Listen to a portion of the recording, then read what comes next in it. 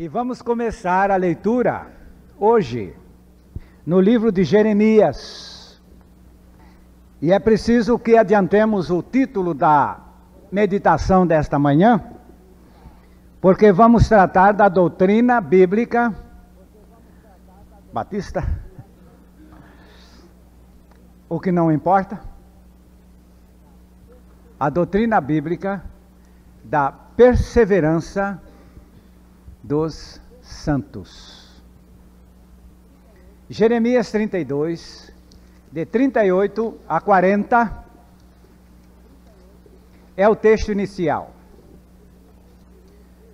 Eles serão o meu povo, e eu serei o seu Deus. Dar-lhes-ei um só coração e um só caminho, para que me temam todos os dias para o seu bem e bem de seus filhos. Farei com eles aliança eterna, segundo a qual não deixarei de lhes fazer o bem, e porei o meu temor no seu coração, para que nunca se apartem de mim. Está aqui. A aliança da lei estava baseada na obediência dos fiéis. Se eles obedecessem, a aliança subsistiria, ou o pacto subsistiria. Mas se não obedecessem, então o pacto seria anulado. A aliança seria reincindida. E então, neste ponto, Deus chegou à conclusão que o homem não tem condições de se manter fiel. O homem não tem recursos para ser fiel. E lança aqui agora a bênção da graça, que é o chamado pacto do Novo Testamento. Pacto esse que foi lavrado na cruz, escrito com o sangue imaculado do Divino Senhor, numa linguagem certa, com o sangue de Deus.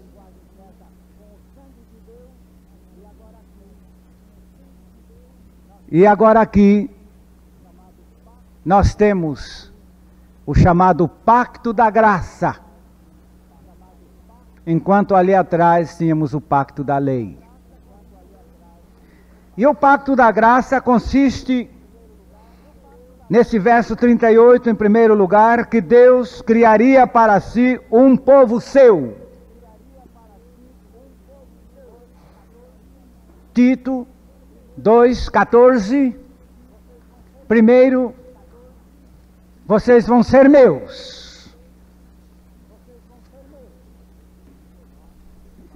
O qual se deu a si mesmo por nós, para nos remir de toda iniquidade, e purificar para si um povo seu, especial, zeloso de boas obras. É uma passagem maravilhosa, porque ela mostra que na base de todo o sacrifício de Jesus Cristo, é que entrou este direito de povo seu. 1 Pedro 2,9... ainda continua destacando este povo seu, povo santo. A palavra santo é separado para ser de Deus, definitivamente. Vós, porém, sois raça eleita, sacerdócio real, nação santa, povo de propriedade exclusiva de Deus, a fim de proclamardes as virtudes daquele que vos chamou das trevas para a sua maravilhosa luz. Agora surge uma pergunta: mas se trata de um povo ímpio, um povo que não presta, um povo perverso, uma geração iníqua como todo mundo é nesta terra, agora Deus vai adotar isto para si? Não. Para isso temos o verso 39 lá, no texto de Jeremias 32. Não é o perverso que ele adota, não é o perverso que ele está colocando como povo seu. E lhes darei um mesmo coração e um mesmo caminho, para que me temam todos os dias, para o seu bem e bem de seus filhos depois deles. É indistinta esta bênção. Ele disse que ele dá um mesmo coração. Nós temos uma outra versão que diz: e vos darei um só coração. O mesmo coração que ele deu para você, minha irmã, é o mesmo que ele deu para mim. E a você, e a você, e a todos quantos são regenerados. Porque se não é nascido de novo, cada um tem um coração a seu modo. Enganoso pelos caminhos tortuosos, por si mesmo traçados. Mas esse coração que Deus dá é um para todos. Atos 4, 32. É o coração regenerado. É o coração renascido. Este é um em cada um, igualmente um em todos. Da multidão dos que creram, era um o coração e a alma. Amém. Ninguém considerava exclusivamente sua nenhuma das coisas que possuía. Tudo, porém, lhes era em comum. A palavra de Deus nos mostra que o regenerado ganha um coração. O segundo regenerado ganha um mesmo coração. O terceiro regenerado ganha outro igual coração aos anteriores. E assim todos terão um só coração.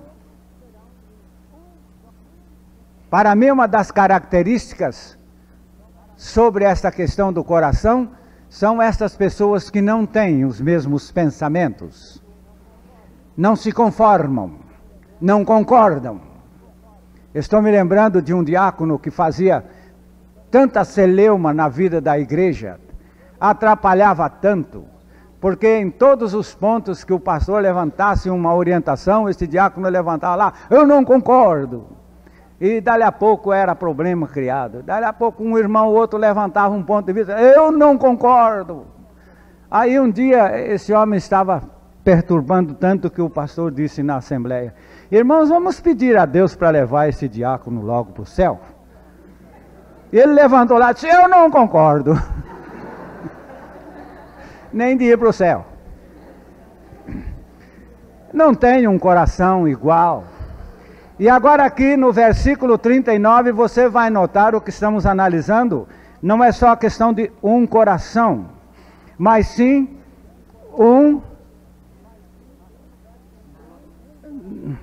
aqui no verso 39, um coração e um só caminho. Para onde você vai? Eu vou para cima, pois eu vou também. E para onde vocês vão? Nós vamos para cima, pois todos nós vamos também. Porque este coração só pensa em ir para cima. O coração que Deus não deu, o coração ímpio com que todos nós nascemos, quer ir para baixo. Quer descer lá para os escombros, lá para os lugares escuros, para viver lá com os morcegos e outros animais daquele ambiente. Mas a palavra de Deus nos mostra que onde há novo nascimento, há um só coração em todos os renascidos e um só caminho. Por isso que o parecer sempre está de acordo com a inclinação do coração regenerado. Eu tenho certas experiências nesse sentido. Eu me lembro que uma vez um homem julgou uma causa minha com justiça. Eu tive que ser punido, então fui punido. Não propriamente com uma multa, mas com a responsabilidade do ocorrido. Mas depois eu fui cumprimentar esse homem e ele ficou sabendo quem eu era. Antes ele não sabia. Ele pulou no meu pescoço, me abraçou. Por que você não me avisou antes? Não, nós não somos iguais pelo fato de sermos agora conhecidos. Você fez justiça e assim é que está certo. Mas eu não te daria esta responsabilidade. Muito obrigado. Você fez tudo certinho. Muito obrigado. Agora, onde é um só coração, nós vamos todos por ali, porque os nossos corações igualmente se inclinam para esta mesma causa. Vem de Deus. Vem de Deus. Está em Filipenses 2:13. Filipenses 2:13. Isso aqui, mais uma vez, você vê o que é ser regenerado, não é? Porque Deus é o que opera em vós, tanto querer como efetuar, segundo a sua boa vontade. Eu tenho certeza, meu irmão, que Deus não vai operar em você um ponto de vista X, sabe? E venha operar em mim um ponto de vista contrário. Porque o mesmo Deus que opera em você é o mesmo Deus que opera em mim, então deve existir unidade. E até para dizer a verdade, esta unidade dos santos é a grande diferença, ou seja, o ponto de destaque que nós temos com relação ao mundo.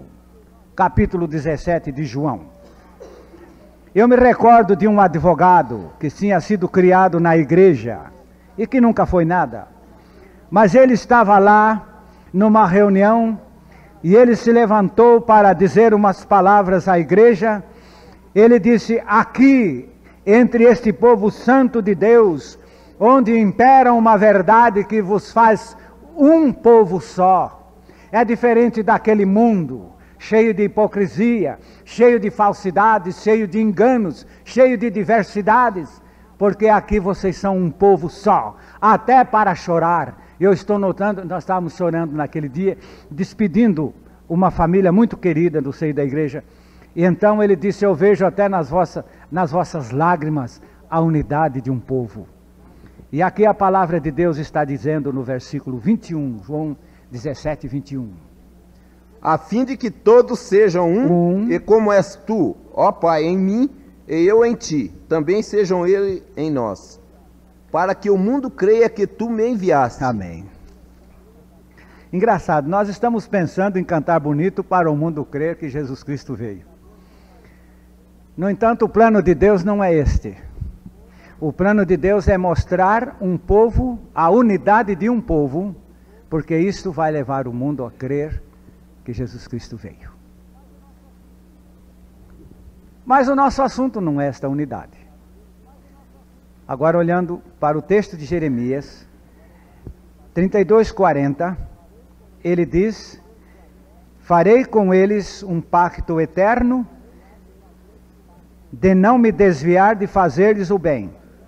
Porei o meu temor no seu coração, para que, vamos falar juntos, nunca se apartem de mim. Este pacto, viram? Da graça, é para que nunca se apartem de mim. Agora, a doutrina bíblica da perseverança dos santos está muito bem exposta nos artigos de fé das igrejas batistas. Está muito bem exposta. Cremos que os que são verdadeiramente crentes perseveram até o fim.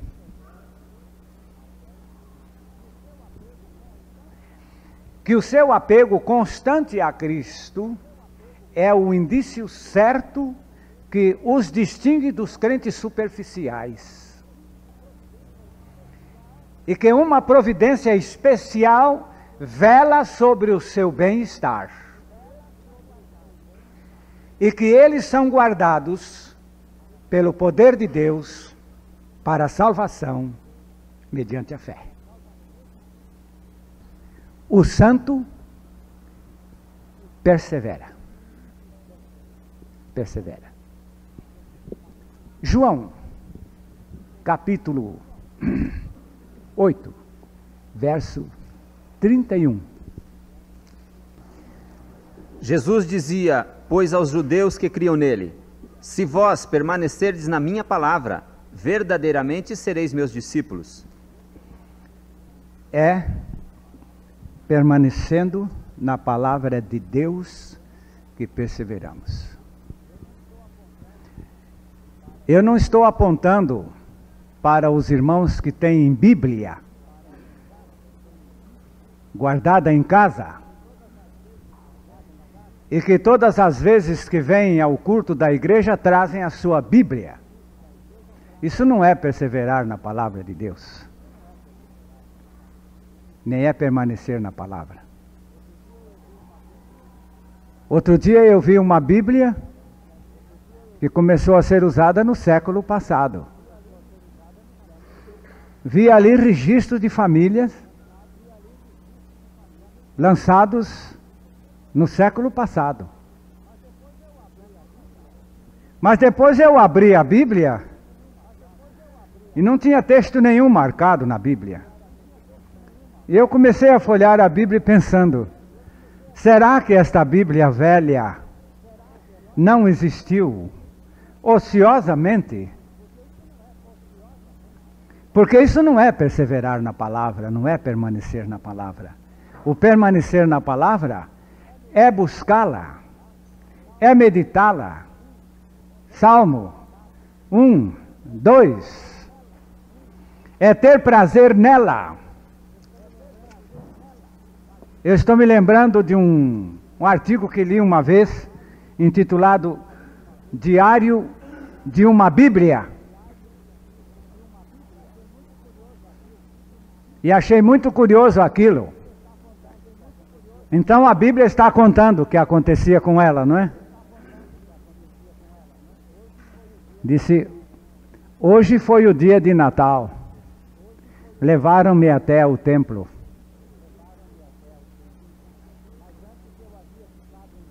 Mas antes eu havia ficado em casa desde a Páscoa anterior.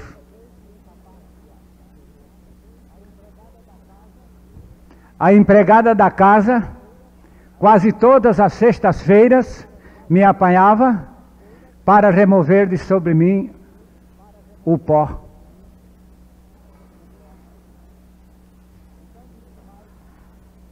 Então disse mais, há 3 anos passados, chegou em casa a vovó, e ela me abriu, e leu um salmo,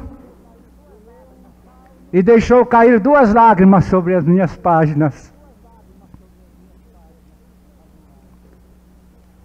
Mas no mais, tenho sido um livro esquecido aqui no meio da minha família, desta família. Não é assim que é perseverar na palavra? Você abre Salmo 1, 2. Antes o seu prazer está na lei do Senhor, e na sua lei medita de dia e de noite. É assim. É assim que se persevera na palavra. Há tanta gente que tem a Bíblia há tanto tempo. Diz que no tempo da perseguição, que deverá voltar de novo, agora com a regeneração do povo, as perseguições voltam. E então diz que no tempo da perseguição, um padre encontrou um colportor vendendo Bíblias. Aí o colportor perguntou, você tem Bíblias aí? Disse, tenho, sim senhor. Você lê a Bíblia? Leio. Você estuda a Bíblia? Estudo.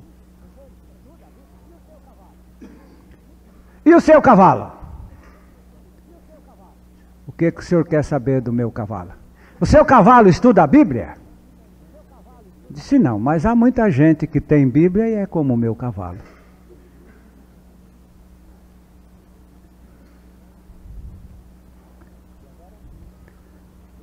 E agora aqui, medita na lei do Senhor, de dia e de noite. É assim que você tem tratado a palavra de Deus? Se você é nascido de novo, é assim. Mas se não é nascido de novo, a busca da palavra de Deus é uma carga indesejável. Indesejável. E Jesus disse que a pessoa que persevera, persevera na palavra. Eu sei que muita gente vai levantar uma pergunta, mas há tanta gente infiel e que persevera. Exatamente. Nós temos duas linhas apostolares no Colégio de Jesus. Nós temos a linha dos apóstolos de Cristo. E nós temos a linha dos apóstolos de Judas. Os sucessores de Judas Iscariotes. Era apóstolo e que vivia entre os apóstolos e cujo progresso foi cada vez mais para baixo.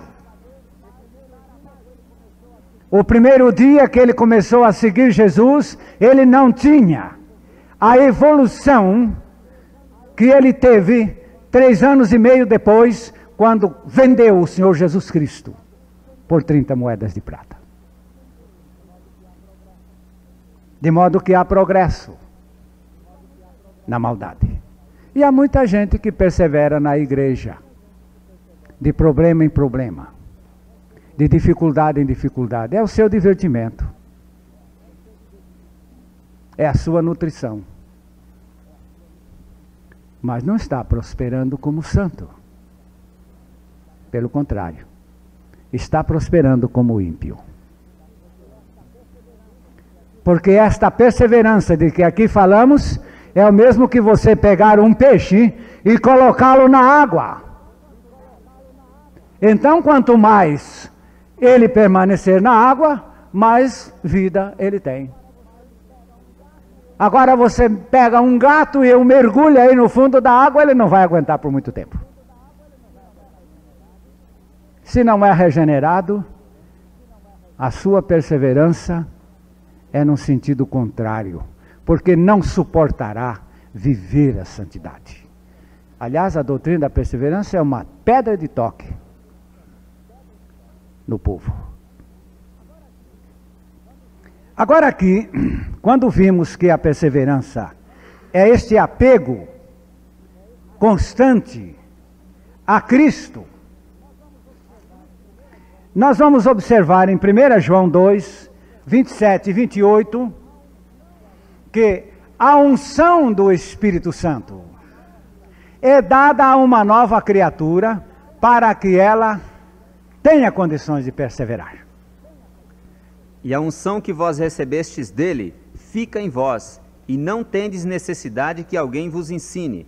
Mas como a sua unção vos ensina todas as coisas, e é verdadeira e não é mentira, como ela vos ensinou, assim nele permanecereis. Graças a Deus. E agora, filhinhos, permanecei nele, para que quando ele se manifestar, tenhamos confiança e não sejamos confundidos por ele na sua vinda. Graças a Deus. Esta perseverança é obra da unção do Espírito que vem nos sustentar, não apenas firmes. Cuidado com a expressão, porque a vida cristã não é apenas firmeza estática. A vida cristã é firmeza e progresso. É como um homem que se firmou na inclinação de fazer um curso. Então ele não tem que se afixar lá no banco, mas ele tem que evoluir na matéria. E esta perseverança é um estado evolutivo, e a pessoa vai ganhando cada vez mais progresso. 1 Coríntios 15, 58, mostrando que a natureza da vida cristã é progressiva. Essa é uma das razões porque os superficiais ficam para trás. Portanto, meus amados irmãos, sede firmes, inabaláveis e sempre abundantes na obra do Senhor, sabendo que no Senhor o vosso trabalho não é vão. Amém. É progresso. É progresso. É como se um soldado que não conseguisse entender as ordens de comando E foi dado ao pelotão que fizesse meia volta a volver. E ele não entendeu. E quando o comandante disse ordinário, marcha. Todo o pelotão marchou para um sentido e ele marchou ao contrário. Isto porque não está identificado com os santos para marchar para o lado da ordem divina, que é esse trabalho cada vez mais abundante. Você quer botar dúvida num indivíduo, é perguntar quantos frutos você tem alcançado para o reino de Deus. É hora dele ficar da cor da camisa vermelha aí do irmão, porque não há fruto, não há progresso. Há muitas vezes uma insistência em plantar, mas não há colheita. E se não há fruto, é sinal que a sua perseverança não tem sido para o bem. Aliás, não devia se chamar perseverança, deveríamos chamar de teimosia. Eu já ouvi uma mulher dizer para o marido: você está aí nessa igreja de teimoso. É verdade, eu pensei comigo, porque santo perseverando não é assim. Era tanto problema que ele criava na vida da igreja, que estava ali de teimoso, não de perseverante. E agora aqui, vemos outra vez esta declaração maravilhosa da palavra, é que a nossa perseverança se baseia no fato de sermos do Senhor. 1 João, capítulo 2, está aqui uma passagem maravilhosa, verso 19.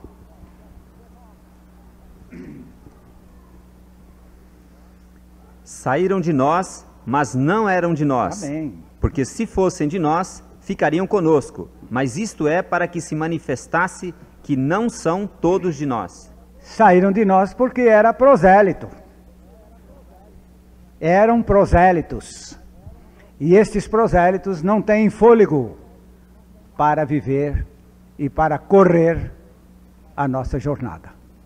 Não têm condições para correrem a nossa jornada. E neste ponto, então, você pode levantar esta indagação.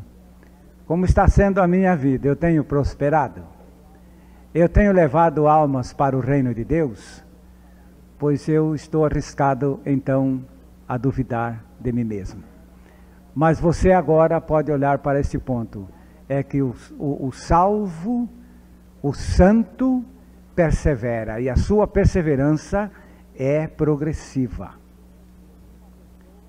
Nenhuma pessoa persevera plantando batatas, sabendo que cada vez que ele vai colher as batatas plantadas, ele colhe pedras, pedregulhos, daquele pedregulho grandão assim, não é?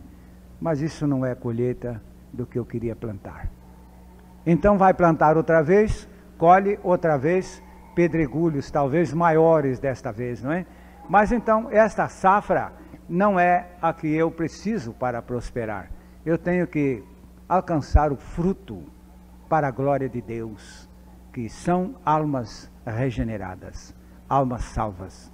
É a vida de quem é santo e persevera. Agora eu já quero abordar a experiência do irmão Cido. Há mais ou menos 4 anos, o irmão Cido teve uma experiência de novo nascimento.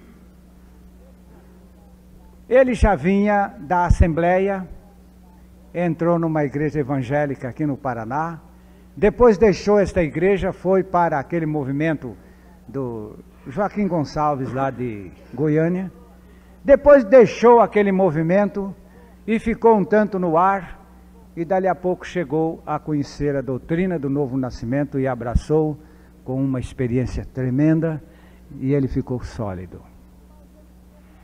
Mas ele ficou muito longe de nós. E ele por lá foi envolvido. E com o tempo e a distância, eu pessoalmente fiquei um tanto desanimado, pensando comigo, será que o irmão Cido vai perseverar? Será que o irmão Cido vai perseverar, estará perseverando. 1 ano e meio depois eu o encontrei numa reunião, mandei chamá-lo e chegou lá e ele se mostrou sólido e próspero, firme, animado. Disse: não, pastor, pelo contrário, tudo em mim tem crescido. E eu olhei e pensei, com assistência de quem? Dos inimigos. Mas todas estas coisas contribuem para a edificação de um verdadeiro regenerado. Ele tem encontrado muita adversidade. Ora drástica, ora astuta, ora artimanhosa. Mas isso não o envolveu de maneira alguma. E depois daquela ocasião, ficamos outra temporada longe, sem sabermos. Eu procurando aproximá-lo de nós, mas ele não tinha condição, envolvido. E agora, a semana passada, trabalhamos em Paranavaí, na igreja central, e lá estava o irmão Cido conosco. Desta vez passamos 3 dias juntos, cantamos muito. E quando eu comecei a fazer estudos bíblicos com ele, eu notava que ele ia à minha frente. Textos que eu pretendia citar, ele já ia citando, e não ia abrindo a Bíblia não, citando de cor. Digo, é claro que tem que perseverar. Não foi a primeira passagem que nós lemos aqui? Se vós permanecerdes na minha palavra. Mas ele estava tão apto na palavra. Então alguém chegou para ele: por que você não faz o seminário? Ele disse: porque eu não tenho tempo. Como é que você não tem tempo? Eu preciso estudar a palavra de Deus. Ele disse: não troco o que a palavra de Deus tem me dado por todos os cursos teológicos do mundo. Digo, graças a Deus. Não estamos menosprezando os seminários, mas estamos achando que os seminários precisam voltar para a palavra de Deus. E agora, Romanos, capítulo 8, verso 28, mostrando mais uma vez que qualquer espécie de vivência é uma contribuição para o bem de uma nova criatura, de um santo. Qualquer espécie. Sabemos que todas as coisas cooperam para o bem daqueles que amam a Deus, daqueles que são chamados segundo o seu propósito. Amém. Amém. Tudo está bem? Está tendo bom lucro? Está prosperando materialmente? Bem, esta é a promessa que Deus tem dado aos seus santos. Mas e agora? Está perdendo? Está tendo dificuldades? Está sendo perseguido? Está sendo humilhado? Pois bem, isso aí é o plano que Deus tem para fazer você perseverar. Está perdendo a sua saúde? Tudo isso está contribuindo para renovar a sua possibilidade de perseverar. Primeiro, nós vamos ver capítulo 14 de Atos, verso 22. Confirmando os ânimos dos discípulos, exortando-os a permanecer na fé, pois que por muitas tribulações nos importa entrar no reino de Deus. Que coisa maravilhosa vermos aqui, que o que anima é exatamente a perseguição. Agora há pouco recebemos um telefonema de um amado irmão que está sendo muito perseguido. E ainda pensei no meu coração, isto vai consolidá-lo poderosamente. E se mais recrudesce a perseguição, mais possibilidade ele tem de subsistir com grande e poderosa resistência. Porque o Senhor é maravilhoso nesse sentido. Nesse sentido. Nós agora temos aqui no capítulo 4, de 2 aos Coríntios, versículos 16 e 17, mostrando que essas tribulações são não apenas nada, elas são um coadjuvante no progresso de um santo. Por isso não desanimamos, Não. Pelo contrário, mesmo que o nosso homem exterior se corrompa, contudo o nosso homem interior se renova de dia em dia. Graças a Deus. Porque a nossa leve e momentânea tribulação produz para nós eterno peso de glória, acima de toda comparação. Tribulação que, em lugar de produzir desânimo, nos traz glória incomparável. Incomparável. Você leu antes que se a nossa casa exterior, que é o nosso homem físico, vai se apodrecendo. Nós dois, não é, irmão Jorge? Contudo, o nosso interior vai ainda crescendo. Crescendo. De vez em quando alguém diz que eu estou renovando por fora. Eu não fico entusiasmado com isso. Prefiro a renovação interior. E o que nos mostra aqui é que esta perseverança leva-nos a nos gloriar, até mesmo na velhice, no enfraquecimento. Quando uma pessoa olha para o espelho e vê aí um sintoma de velhice, sente-se desarvorada. Mas uma nova criatura tem uma glória maravilhosa nesse sentido. Estou vendo que o meu homem exterior está perdendo a sua consistência, mas o interior está se renovando. É o caminho da perseverança. Hebreus, capítulo 13, o versículo 5. É assim, com confiança, ousemos dizer: o Senhor é o meu ajudador, e não temerei o que me possa fazer o homem. Aleluia. Se Ele é nosso ajudador, então tudo há de contribuir para nos ajudar, para nos edificar, para nos fazer prosperar. Eu recito este verso constantemente. O Senhor é o meu ajudador. Eu não temo o que me possa fazer o homem. Sejam vossos costumes sem avareza, contentando-vos com o que tendes, porque ele disse: não te deixarei, nem te desampararei. Amém. Esse é o 5, eu tinha lido o 6.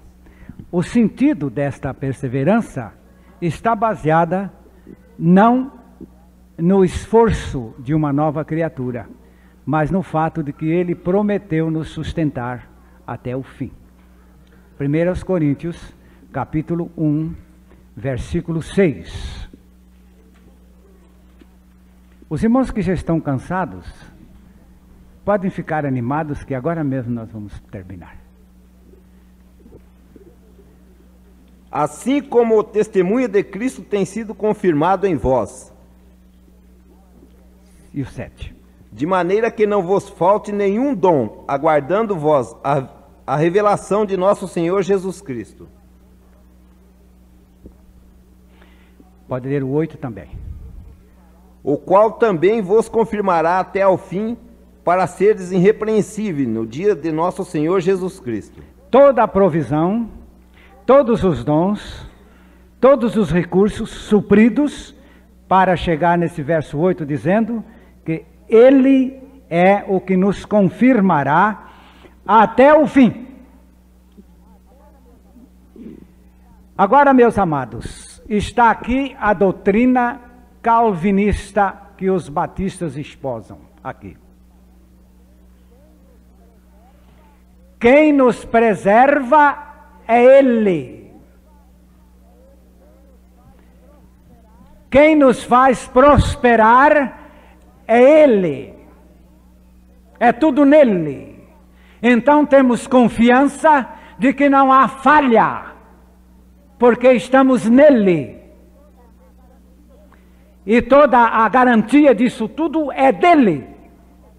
É calvinismo. Agora o arminianismo não. Bem, você perseverará se você for fiel. Logo está baseado em quem? No homem. Você perseverará se você fizer por onde. Então essa perseverança está baseada no homem.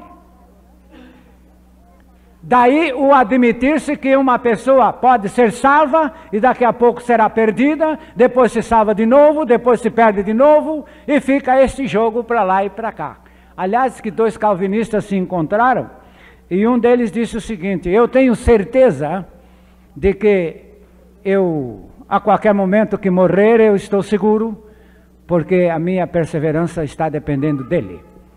O outro então disse: não, eu tenho que vigiar, a ver se vou morrer numa hora em que eu estou fiel.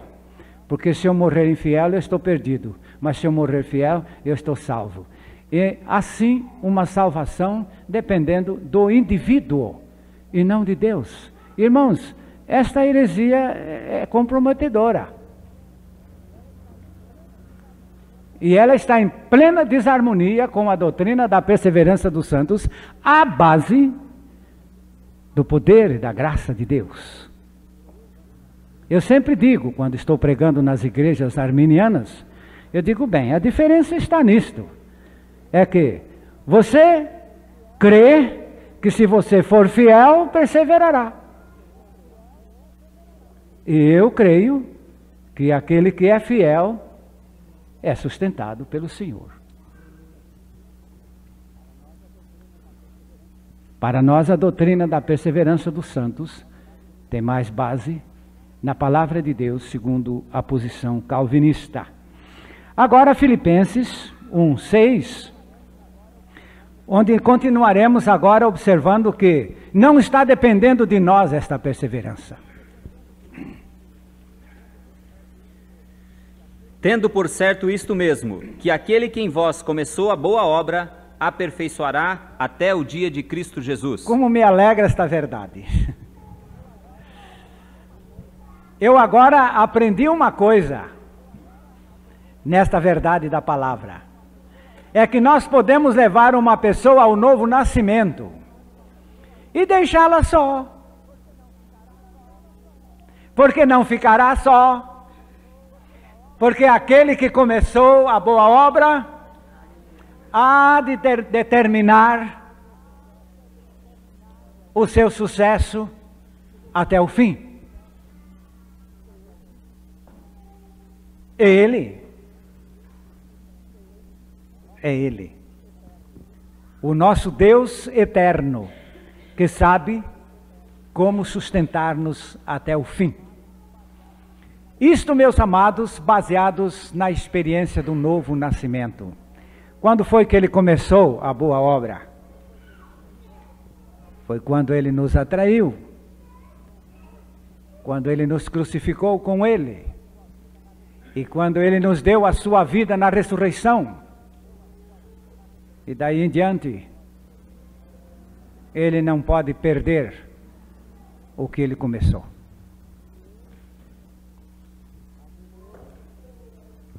Agindo eu, não tem estorvo, não há quem impeça. E nós temos, ainda no capítulo 8 de Romanos, verso 29, a doutrina da predestinação do santo. Porquanto aos que de antemão conheceu, também os predestinou para serem conformes à imagem de seu Filho, a fim de que ele seja o primogênito entre muitos irmãos. Você não crê na predestinação? Está na Bíblia.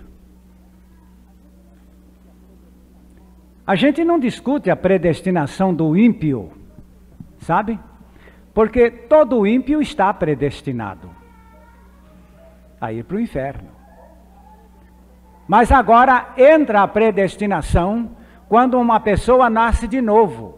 Este verso mostra que ele aqui nos predestinou a sermos conformes à imagem do Senhor Jesus. Predestinação. Nada poderá acontecer na vida de uma pessoa regenerada que não contribua para o seu crescimento, para a sua conformação com a imagem e semelhança do Senhor Jesus. Outro dia eu levei uma multa e eu quis me revoltar. Eu nunca levei multa. Aí o Senhor me encostou lá num cantinho da parede e disse: quando foi que eu permiti uma coisa para mal em você? Eu digo: nunca, Senhor. Eu digo: oh meu Deus, então em lugar desta revolta, que eu não cheguei a ela, mas o Senhor, por favor, me dê inteligência para eu saber em que o Senhor está me ensinando. Mas o Senhor me ensinou uma coisa tão gloriosa. Conto? Vou contar. Nós estávamos com pressa. Eu prego para todo mundo que temos que receber a palavra de Deus com mansidão. Se você tem pressa, bota a pressa para lá e vai ficar com a palavra de Deus. Mas nós estávamos com pressa e aquele dia eu levei uma rasteira, deixei a palavra de Deus e saí correndo. E o Senhor preparou a lição para mim. Sabe como? Eu levei a multa. E 20 minutos depois, ali onde eu levei a multa, já podíamos passar que não tinha mais impedimento. Eu digo: agora então não tem mais multa. Agora não tem mais. Aí eu me lembrei daqueles 20 minutos que nós poderíamos ter ficado lá estudando a palavra de Deus, não é? Depois passaríamos ali com o trânsito livre sem problema nenhum. Digo: mas o Senhor é sábio, muito sábio. Agora eu sei que o dia que a pressa chegar, eu disse: fica para lá, deixe-me ficar com a palavra do Senhor, porque é esta palavra, a preciosa palavra, que nós temos que dar atenção. Aquele dia voltei para casa, peguei a Bíblia, confessei a minha transgressão e naquele mesmo dia li bastante a palavra de Deus com amor e com lágrimas, com reconhecimento. Isto me fez muito bem. E me fez muito bem. E agora, depois desta imagem de Cristo, por uma determinação divina, Judas, versículo 24. Ora, aquele que é poderoso para vos guardar de tropeços e para vos apresentar com exultação, imaculados diante da sua glória.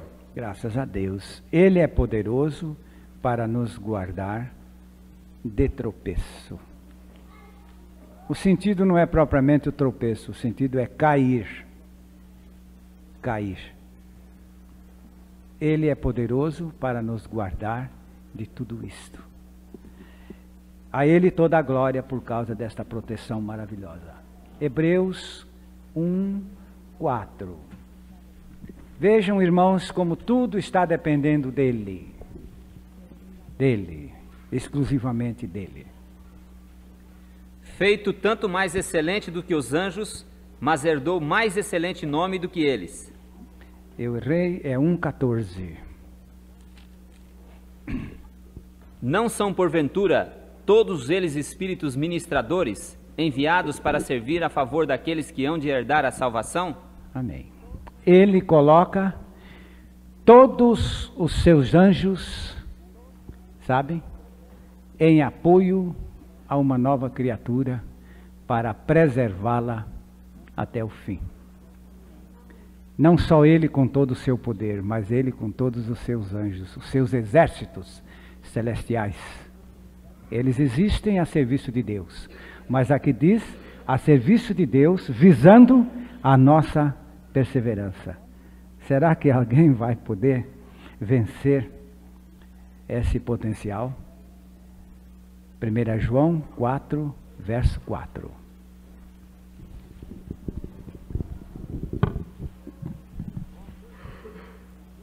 Filhinho, vós sois de Deus, e tendes vencido os falsos profetas, porque maior é aquele que está em vós do que aquele que está no mundo. É outro ponto de garantia. Porque se Ele é a minha vida, morrestes e a vossa vida está escondida com Cristo em Deus. E quando Cristo, que é a nossa vida, Ele é a nossa vida. Agora, este que está em nós é maior do que toda a oposição que possa surgir. Este aqui é o ponto em que confiamos que a nossa perseverança é predestinada. Os irmãos vão encontrar muita gente contra esta verdade.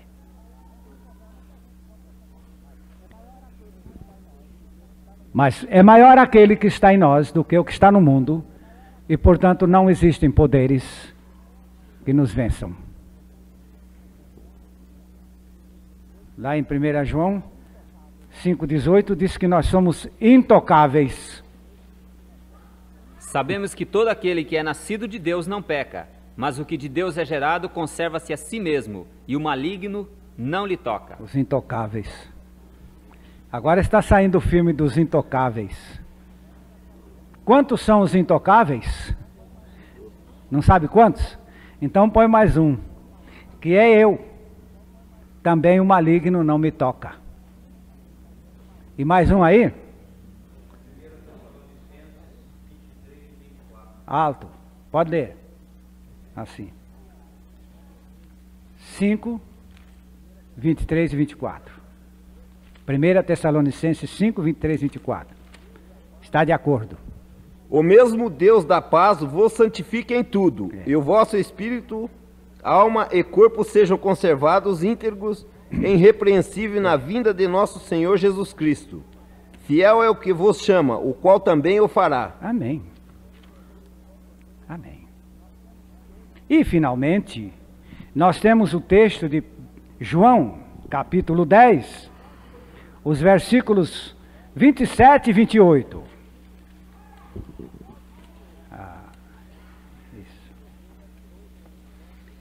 As minhas ovelhas ouvem a minha voz, e eu as conheço, e elas me seguem. Eu dou-lhes a vida eterna, e nunca hão de perecer, e ninguém as arrebatará da minha mão. As minhas ovelhas me seguem, ouvem a minha voz e me seguem. Sabe por que os seguem? Eu vou explicar por quê. Porque são ovelhas, não são cabritos. Você sabe como é que se dirige um rebanho de ovelhas? E como é que se tem de dirigir um rebanho de cabritos? É completamente oposto o processo. As ovelhas, o pastor, vai na frente. E ele sai, alguns para comunicar-se com o seu rebanho vão cantando.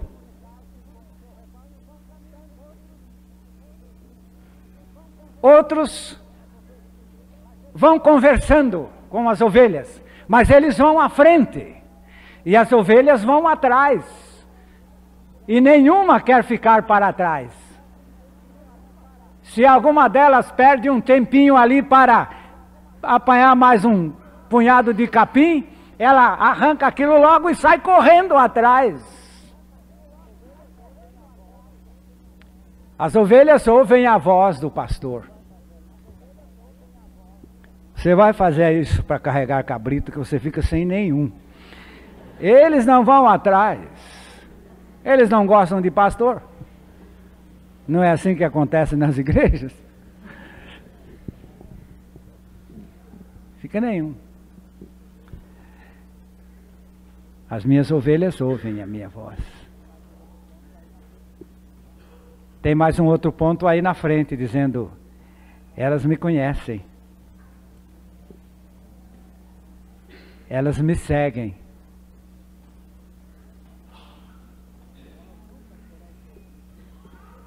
Elas nunca serão perdidas. Ninguém pode arrebatá-las das minhas mãos. Como estamos seguros, meus amados irmãos, nesta graça que nos regenerou e que nos preserva. Como será amanhã? Amanhã será melhor do que hoje. E depois de amanhã, melhor ainda. Não estamos com medo do futuro. Mas e a inflação? Não vai tirar o nosso progresso. E a insegurança social? Não vai abalar a nossa firmeza e a nossa evolução. E se a nova Constituição não for justa, em nada vai afetar o nosso progresso no Senhor. Não estamos vivendo num mundo segundo o mundo. Estamos vivendo num mundo segundo a providência do Deus Todo-Poderoso, que garantiu nos levar ao fim cada vez mais vitoriosos. Graças a Deus, que sempre nos faz triunfar em Cristo. Por muitos anos eu não dei bola à palavra sempre, mas de certo tempo para cá esta palavra sempre me trouxe muita confiança. Sempre nos faz triunfar em Cristo. Graças te damos, Pai, pela perseverança dos teus santos, porque tu começaste uma obra e não vais permitir que ela se estacione ou seja demolida. Na tua graça maravilhosa, estamos com o nosso sucesso garantido, cada vez mais, em Cristo Jesus, isto para a tua glória, para o teu louvor. E Deus, concede-nos que alcancemos o maior número possível de almas, a fim de que cheguem a esta plena felicidade contigo. Pois nós amamos esse pobre mundo perdido, onde as almas precisam de ser regeneradas, Senhor. Leva este nosso progresso à conquista do maior número possível de almas, porque temos certeza de que vamos ao fim, pela tua graça. Em nome de Jesus. Amém.